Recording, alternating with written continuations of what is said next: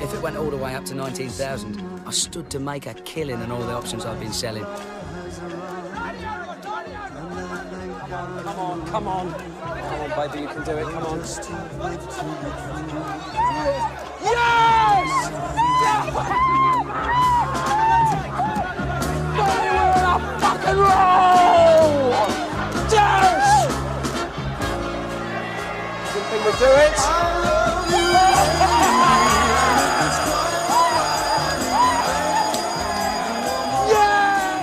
It's amazing. You've made back all the losses. Over $10 million. What did I tell you? Oh, ye of little faith. You keep doubling up, and sooner or later, you're bound to win. Hi, welcome to this video today, which is all about maximising profits on your trading account while keeping losses to a minimum, knowing when to increase bet size, how to do it correctly, and also how to come off periods of drawdown, i.e. how much risk exposure you should be taking, how to manage a drawdown.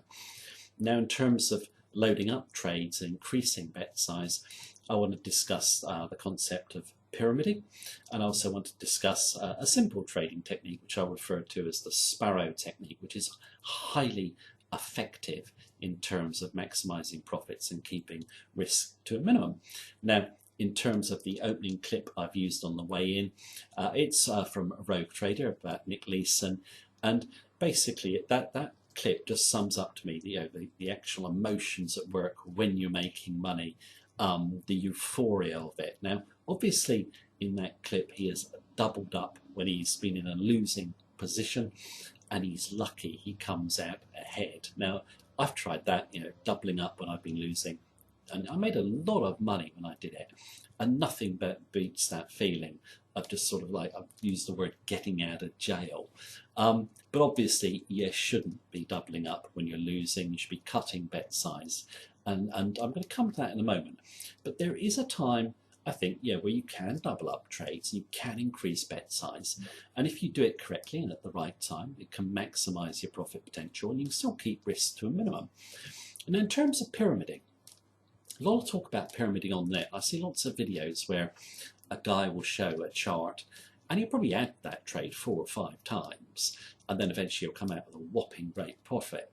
Now, my own view on that is be very sceptical about adding to a trade more than once, actually. Why? Because most trends have big volatility within them. Once you start pyramiding up, you have to bring your stop loss closer in on each pyramid, and the chances of a reaction back are greater. Most trends have high volatility when they get moving. You wouldn't get away, in my view, with pyramiding 3, 4 or 5 times. It's just ridiculous. These guys who pick those charts out are picking out ones in hindsight which do not happen very often. However, I do think you can add to a trade once it's got in motion, but I would only do it once. I'm going to give you the highest odds setup in my view. Okay, let's say you have a trading range with relatively low volatility, and then suddenly you have a breakout with high volatility, a big range day, you finish near the high. That is the time to add to the trade. Now, most traders will not do that. Why? Because they think they've missed too much of it. It's at a high at the close, let's say, and they want to get a pullback. If you look back statistically, when you see that happen, the chances of follow through are normally very, very good. So it allows you to assume the trade is going to follow through on the next trading session. Bring your stop up tight for protection. That is the only time that I would add to a trade in motion. Like I said before, once the trend gets moving, volatility increases within the trend, and you get stopped out if you load it up too many times. But that once, I think, is fine. And I'm going to look now at a technique which I think is more effective, and it's loading up the trade before you enter it. And I'm calling it the sparrow technique because I read about it or got the idea from a guy called Mark Weinstein. And he always said he'd like to come in heavily. Once the trade went his way, he would take some of the trade straight off the table to restrict his risk back to his stop loss, or leave him with a profit, and he would still be in the market. And he referred it to being like a sparrow, saying sparrows come to his bird table. They're so quick, they'll always get some bread off the table. And in this instance, in that way of trading, it is getting some money off the table straight away. So if you're expecting a high probability breakout, then by all means load up the bet size and then look to cover some as soon as the breakout occurs to cushion yourself. Bill Lippershut's another great trader, one of the greatest Forex traders, also said a similar sort of thing. If you are in a trade, moves to overbought, let's say in an uptrend, what do you do? Many strong trends will continue on, even if they're overbought. But obviously, the odds of a pullback increase as well. And his view was always just cut the trade in half and basically let the other half run. Like he said, you don't get the best, but you don't get the worst either eventuality. You get something in the middle, but that something in the middle absolutely restricts your risk, okay, your drawdown, and also helps you make profits, okay? So I think in terms of bet size, there is a time to increase it, but you've got to be sort of sensible about the way you do it. Always keep your eye on the risk and getting as much of that trend as you possibly can. And I think that sort of sparrow technique of taking half out, letting half run, great way of doing it. As I've said, just to conclude, if you want to load up on a trend in motion, I think it should only be done once. Now, in terms of drawdown, okay, we all hate them, but we know we're going to get them. You get that period where no trades seem to go right for you. What do you do? Well, my own view is you always want to keep drawdowns on a Forex account below 20%, okay? So what you need to do is you need to scale back if you're approaching that level and cut your bet size in half, So if you're risking, let's say, 2%, cut it back to 1.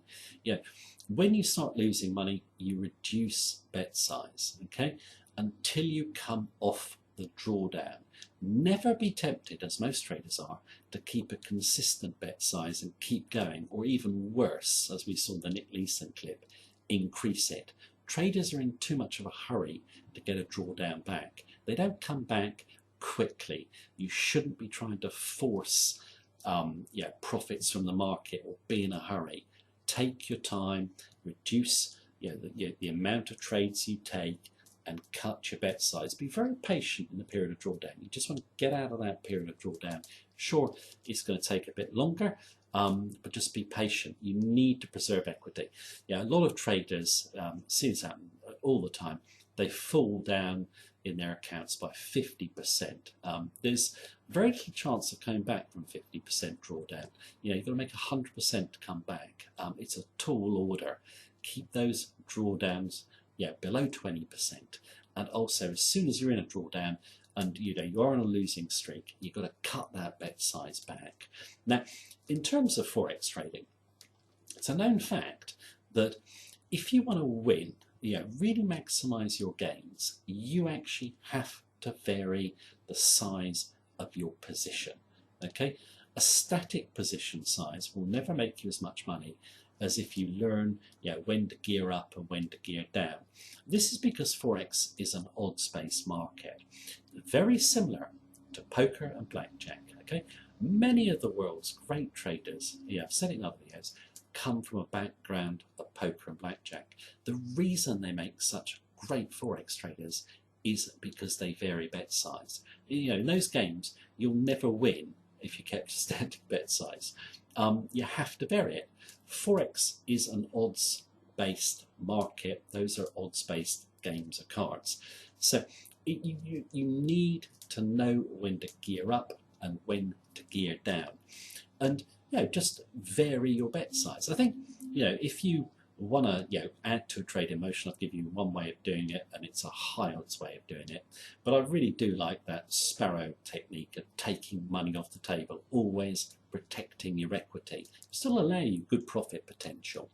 And when you're in a drawdown period, just accept it. It's normal. Don't be in too much of a hurry to get it back too quickly.